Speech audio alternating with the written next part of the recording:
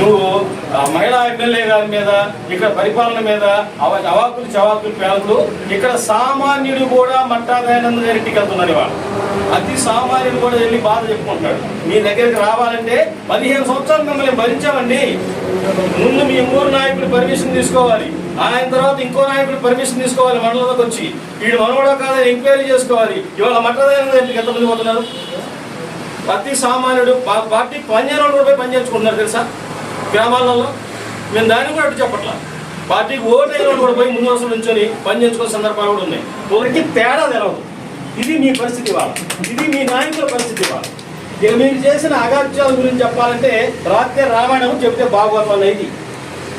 ఒక చిన్న ఉదాహరణ, కొత్త బస్ స్టాండ్ అక్కడ కట్టించారు. కొత్త బస్ స్టాండ్ కట్టించిన తర్వాత అని చెప్పేసి అంబేద్కర్ విగ్రహం దగ్గర స్టాప్ లేకుండా పోలీసు వాళ్ళని కాపాడించడానికి మళ్ళీ ఒక భజన బృందం సోషల్ మీడియాలో ఇంత పొడుగు మ్యాటర్ రాయడం, ఆ బస్ స్టాండ్ బతకాలంటే ఇక్కడ ఆగాలి అని చెప్పేసి పెద్ద వ్యాఖ్యానాలు చేయడం. ఏంటి పిచ్చులు ఎన్నో చేశారు కాబట్టి చంప చెల్లు మనిపించే తీర్పు సదుకునే ప్రజలు. అలాగే మీడియా సోదరులందరికీ కూడా హృదయపూర్వక నమస్కారం. అలాగే మా టీఆర్ఎస్ మాజీ వాక్యాలను తీవ్రంగా ఖండించడానికి సమావేశం ఏర్పాటు చేయడం జరిగింది ఈరోజు.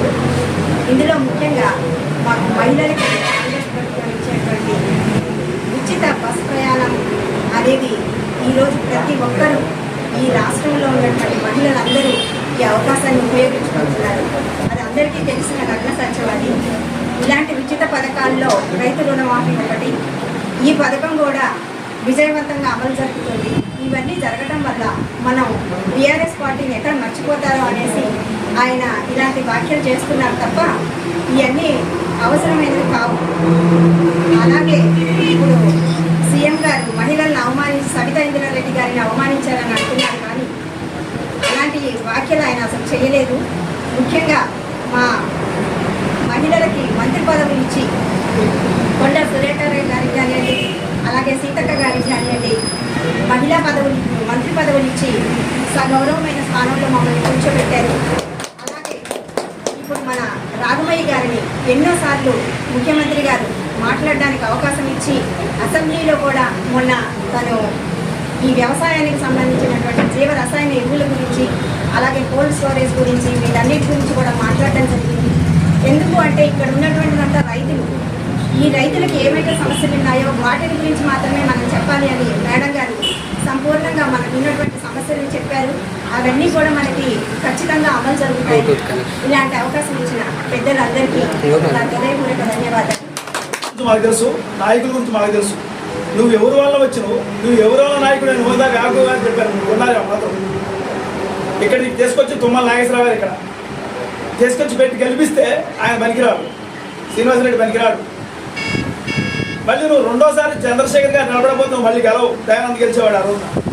మొన్న కూడా కాంగ్రెస్ వాళ్ళు సపోర్ట్ చేస్తే నువ్వు గెలవు. అంటే 3 రకాలుగా నువ్వు ఎట్ట గెలిచినావు నీ మనసుకు తెలుసు. మీకు చెప్పక్కర్లే. నువ్వు ఎంత డబ్బు పెట్టినా మనం గెలిచినావా? ఎప్పుడైనా సరే ఎత్తరోడ్ అనేటప్పుడు మన ఇప్పు చూసుకోవాలి కదా. ఎత్తరోడ్ అనేటప్పుడు వాళ్ళు ఎన్నాడని వచ్చి పార్టీ వచ్చింది మొన్న, నువ్వు అప్పుడే అధ్యయలేదు ఇచ్చేది విమర్శిస్తాను. మొత్తం చేసేది కాంగ్రెస్, చేయబోయేది కూడా కాంగ్రెస్. ఒకసారి గుర్తుంచుకోండి దయచేసి. ఎందుకంటే అసెంబ్లీ ఎలక్షన్లో 4,000 ఇచ్చి పార్లమెంట్ అంతా 10,000 ఇచ్చారు మండలంలో. ఇక నీకు ఓట్లు ఎక్కడే? రేపు మళ్ళీ చెప్తున్నాం, ఎప్పుడైనా సరే కాంగ్రెస్ ఓటు బ్యాంక్ ఉన్న జిల్లా ఇది. మీకు కూడా తెలిసేది. కానీ తప్పనిసరి రాజకీయాల్లో బయటకు పోవడం వల్ల మంత్రి పదవులు వస్తాయని ఆశపడి కేసీఆర్ చేసిన మోసాన్ని బోల్తా పట్టు లేకపోతే నువ్వు ఇదే స్థానంలో కూర్చున్నాడు. కేవలం కేసీఆర్ బోల్తా పడి నువ్వు పోయిను మళ్ళీ మంచోళ్ళని అంటే నువ్వు చేసేటోళ్ళని. ఇవాళ డాక్టర్ గారు కానీ డాక్టర్ గారు భారీ ఇద్దరు చేస్తున్నావు. మాకు 2 ఎమ్మెల్యేలు, మీకు ఒక ఎమ్మెల్యే నువ్వు, కానీ మాకు 2 ఎమ్మెల్యేలు. ఆమె హైదరాబాద్ నుండి ఈయన ఖమ్మంలో చేస్తున్నావు, ఈయన ఖమ్మంలో ఉంటే ఆయన హైదరాబాద్ చేస్తున్నాడు. కారణం ఏంటి? భార్యాభర్తలు అనుకోని ప్రజలు సేవ చేస్తున్నారు, 2 డాక్టర్లు వాళ్ళు. కాబట్టి ఆయనకి వాళ్ళ సేవ చేయబట్టే ఈ స్థానంలో కూర్చుంది. ఏ రోజున అర్థం చేసుకొని మాట్లాడాలి మనం. ఇక్కడ జిల్లాలో ఉన్న రాజకీయ నాయకులు అందరికీ తెలుసు. అటు శ్రీనివాసరెడ్డి గారు రెవెన్యూ మంత్రి, ఇటు తుమ్మలనాథ్ గారు వ్యవసాయ శాఖ మంత్రి. వ్యవసాయం అంటే ఏంటో తెలుసు, రైతు కష్టం అంటే ఏంటో తెలుసు, రైతుకి ఏమి ఇవ్వాలో తెలుసు, రైతుని ఎట్ట పండించాలో పంట పండించే విధానం తెలుసు. గవర్నమెంట్కి వచ్చే లాభం తెలుసు ఆయనకి. అటువంటి నాయకుడు మన జిల్లాలో ఉన్నాడు. ఇవాళ రైతు బంధు అన్నారు. రైతు బంధు ఎవరు అన్నారు? మీరు రాళ్ళు రప్పలకి ఇచ్చారు. ఎవరు ఇచ్చారు? రాళ్ళు రప్పలకి ఇచ్చారు. ఇవాళ రైతు అన్నోడికి ఇస్తున్నారు. రైతు బంధు అనేది రైతు అన్నోడికి ఇస్తున్నారు. గుట్టలకి రియల్ ఎస్టేట్కి ఇవ్వట్లేదు. 40% నష్టపోయింది మన దేశం, మన రాష్ట్రం. ఆ 40% డబ్బులు వేరే దానికి ఉపయోగించుకోవచ్చు కదా. ఆ ఉద్యోగంతో తుమ్మలాగా ఆలోచించి ఆ డబ్బులు అనవసరంగా అన్యాయంగా పాడైపోయాయని రైతులకు 5,000 రూపాయలు దానికి 7,500 వేసి ఎకరానికి, అంటే 15,000 సంవత్సరానికి. నువ్వు ఇచ్చిన 10,000, 10,000 15,000 చేశారు. ఎందుకు తెలుసా? ఆ 40% పాడు చేస్తున్నారని చెప్పి ఆ డబ్బుల్ని డైవర్ట్ చేసి రైతుకు ఉపయోగపడాలని 7,500 రూపాయలు 5,000 దాన్ని 7,500 చేసి 2 సంవత్సరానికి 15,000 రూపాయలు చెక్ చేస్తారు రైతుకి.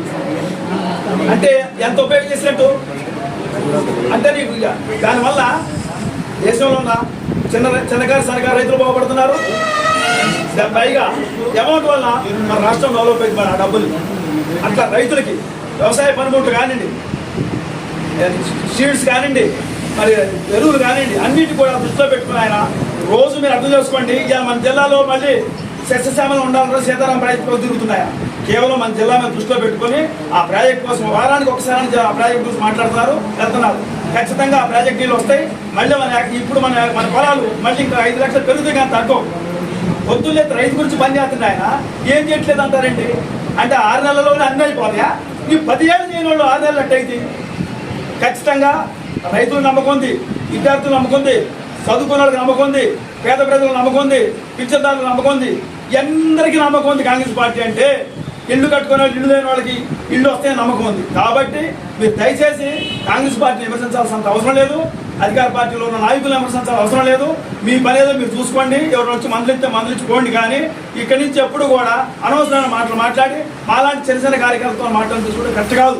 ఎందుకంటే మిమ్మల్ని మేము అంటున్నామంటే అర్థం చేసుకుని 4 సార్లు ఎమ్మెల్యే అయినా కూడా మామూలు కార్యకర్తలను మీరు విమర్శించుకునే పరిస్థితి వస్తుంది. దయచేసి మీరు అసలు మాట్లాడకుండా మీ యొక్క అభిప్రాయం చెప్పండి. ప్రజలకు ఈ చేస్తే బాగుంటుందంటే మీరు బాగుండేట్టు తీసుకుంటారు. నిన్న రేవంత్ రెడ్డి గారు అసెంబ్లీలో అన్నారు, మీరు చెప్పండి మీది బాగుందంటే మేము పనిచేస్తామన్నారు. అంటే దాని అర్థం ఏంటి? మేము ఒక్కనే చేస్తామంటే ఆయన ఖచ్చితంగా మీ అందరి అభిప్రాయం తీసుకొని అది బాగుందంటే పని చేస్తామంటున్నారు అసెంబ్లీలో. అంటే దాన్ని బట్టి అర్థం చేసుకోండి. మీరు చెప్పేది కూడా బాగుందంటే మా ఎమ్మెల్యే గారు కూడా చేస్తారు. కానీ దయచేసి సీఎం గారు మాత్రం మాకు ఏ అభ్యంతరం లేవు. ఎవరి పైన అసలు సీఎం గారు రమ్మంటనే ఉండి పోతాం వెళ్తాం. మరి పోయిన సీఎం గారు మాత్రం లడ్డు ప్రసాదాలు తీసుకుని అయితే రాయించారు. కాబట్టి ఒకసారి గుర్తుంచుకొని రాయండి సార్. ఇది చాలా ఇంపార్టెంట్ నేను చెప్పింది. ఎందుకంటే మనకి ముఖ్యమంత్రి కలవాలంటే రాజశేఖర్ గారు నేర్పిండు ముఖ్యమంత్రిని అటు కలవాలని. మరి అదే బాటలో రేవంత్ రెడ్డి నడుపుతుండు. ఇప్పుడు వరకు నడిపిన ముఖ్యమంత్రులలో చూసా, ఇప్పటివరకు ఏ ముఖ్యమంత్రి కూడా చేయలేదు. ఖచ్చితంగా ప్రజలు చేస్తాడు. ఆ నమ్మకం మనకు ఉంది. నువ్వు అంత త్వర పెట్టిపోతా, త్వర పుడుచుకోవాలా, ప్రజలు చేయాలా? ఆ త్వరపడవాలంటే ఏం చేయాలా? వనరులు సమకూర్చుకోవాలా, డబ్బులు ఎట్లా రావాలో చూసుకోవాలా, ఈ అప్పులు తీర్చాలా, మళ్ళీ ప్రజలు సేవ చేయాలి, ఎన్ని చేసుకుని పోవాలా. అంటే నువ్వు అంతా మొత్తం కుళ్ళబెట్టి ఒకసారి బాగు చేయాలంటే ఎట్లా? డాక్టర్ ట్రీట్మెంట్ చేస్తే ఎట్లా ఉంటుంది? చివరి స్టేజ్ పై బతికినోడు మాట్లా కష్టపడుతున్నాడు, చేస్తారు. ఖచ్చితంగా ప్రజలందరూ ఆయన మనసులో ఉన్నారు, ప్రజల మనసులో నాయకులు ఉన్నారు. కాబట్టి మన డాక్టర్ గారు కానీ మన మేడం గారు కానీ అందరూ కూడా ప్రజల గురించి ఆలోచిస్తున్నారు. ఇక్కడ ఉన్న కార్యకర్తలు కూడా పొద్దున్నే ప్రజాసేవలో ఉన్నారు. వీళ్ళందరూ కూర్చున్నారు కూడా. ఇందులో ఎవరు కూడా స్వార్థం కోసం తిరగట్లే, కేవలం ప్రజల కోసం ఉండి సమస్యలపై మేము తిరుగుతున్నాము. ఖచ్చితంగా ప్రజా పరిపాలన వస్తుంది. ప్రజల పరిపాలన పింఛన్లు కూడా మన మీటింగ్లో ఫస్ట్ మీటింగ్ పెట్టి దాంట్లో తీసుకున్నారు, అప్లికేషన్ తీసుకున్నారు. వాళ్ళ పింఛన్లు వస్తాయి, ఇళ్ళు వస్తాయి, అన్నీ వస్తాయి. పొలాలకి ఇంకోటి రైతు బంధువులు కూడా అన్నీ వస్తాయి. కాబట్టి ఇవన్నీ కూడా సిస్టమేటిక్ చేసుకుని పోతున్నారు. ఎవరో వృద్ధులు పెట్టారని మనం వర్గాల్సిన అవసరం లేదు. ప్రతి ఒక్కరికి అందితే చాలు, దానికోసం ఉన్నారు. కాబట్టి అందరూ సహకరించాలని కోరుకుంటూ ఇట్లాంటి తప్పుడు ప్రచారం చేయొద్దని మళ్ళీ ఒకసారి వినిపించుకో అవకాశం పెద్దలందరికీ ధన్యవాదాలు. లేదు, ఒక్కటే గుర్తుంచుకోండి. ఫస్ట్ నుంచి కూడా ఇందిరాగాంధీ కానీ చూస్తాం, ఎప్పుడు కూడా మహిళలకి కాంగ్రెస్ పార్టీ అండగా ఉంటుంది. కాంగ్రెస్ పార్టీ ఎప్పుడు మహిళలను విమర్శించదు.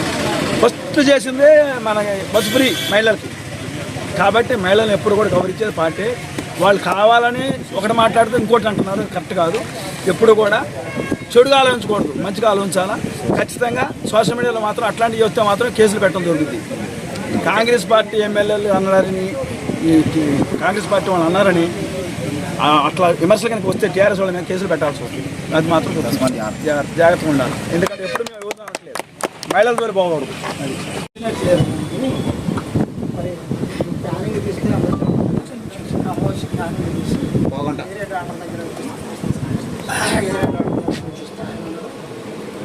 ఖచ్చితంగా ఇప్పుడు ఆ టేస్ట్ చేశారు అందరూ వస్తాం సార్.